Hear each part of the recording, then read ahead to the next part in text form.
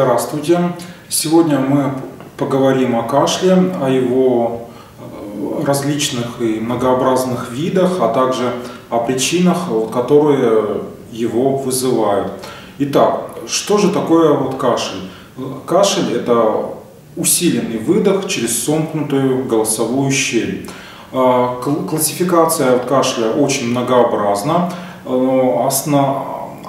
Основное по характеру кашель он может быть продуктивный, в общем-то, то есть влажный, или непродуктивный, или сухой, или выделяют еще по характеру малопродуктивный кашель.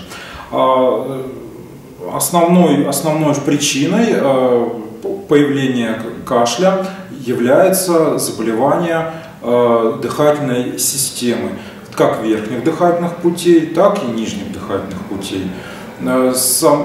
Из заболеваний верхних дыхательных путей, это как правило, это различные инфекционные процессы, да, это в общем-то, то есть состояния, которые вызваны различными инфекционными агентами. Скажем, если имеется воспаление слизистой оболочки верхних дыхательных путей, это как правило речь идет о простом насморке, скажем, назофарингит, да, или ринит.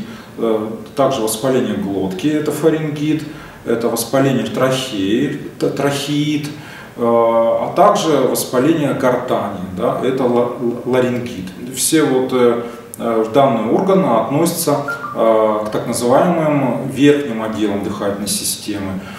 Также кашель может вызывать инфекции нижних дыхательных путей, это, как правило, бронхиты, различные их виды, а также воспаление легких. К внелегочным причинам кашля относятся заболевания желудочного кишечного тракта, в общем-то, такое как гастроэзофагальная рефлюксная болезнь, рефлюкс-эзофагит, который также может проявляться кашлем. И есть так называемый сердечный кашель, который обусловлен либо острой, это тромбоэмболия легочной артерии, либо хронической сердечной недостаточностью. Таким образом, причины кашля они достаточно многообразны и требуют, в общем-то, конечно же, уточнения у специалиста.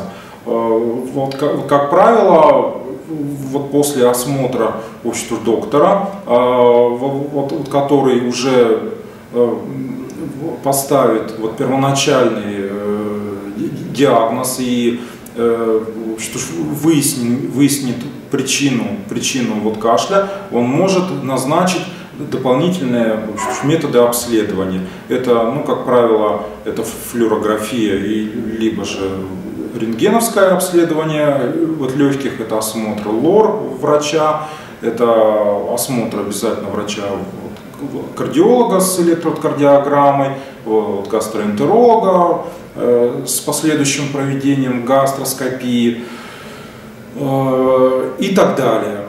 Из дополнительных методов диагностики, которые также очень широко применяются в клинической практике, а именно в первичном звене здравоохранения, является спирометрия или функция внешнего дыхания.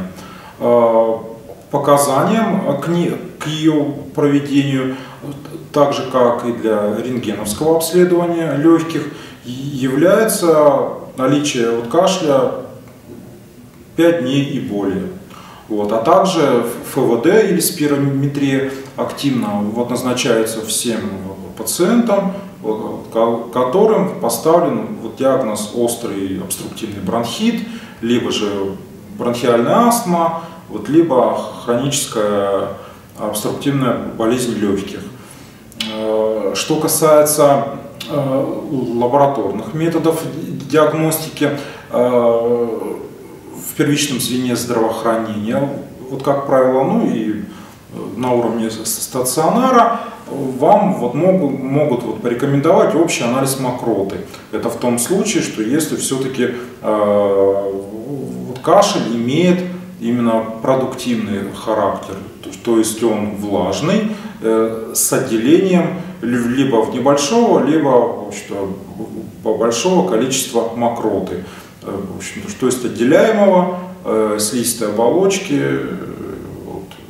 от нижних дыхательных путей. Сейчас также я хотел бы поговорить о нашем приложении Теледоктор 24. Приложение Теледоктор, после того, как оно запишет ваш кашель, в течение 20 секунд выдает вам несколько причин, которые могут его вызвать, сравнивая из огромного количества состояний. Именно ведь учитывается в первую очередь звуковые явления самого кашля, его тембр, его характер. Вот нейросеть, искусственный интеллект, она может определить. И, в общем-то, таким образом она выдает вот ряд причин, из-за чего этот кашель он происходит. И это несомненно не является клиническим диагнозом. И вам, тем не менее, для получения объективной причины, то есть того состояния, которое провоцирует либо острый, либо хронический кашель, вам необходимо все равно обратиться за квалифицированной медицинской помощи ко врачу. А наше приложение, оно всего лишь, оно поможет, именно даст те состояния с наибольшей вероятностью, в общем-то, которые позволяют на сегодняшний день современные эти информационные технологии, главным образом в сфере искусственного интеллекта, и с достаточно, в общем-то, высокой точностью именно разобраться, какая же все-таки причина его вызывает. Я благодарю вас за уделенное внимание. Всего вам самого доброго. Не болейте. При возникновении каких-либо вопросов, пожалуйста, обращайтесь.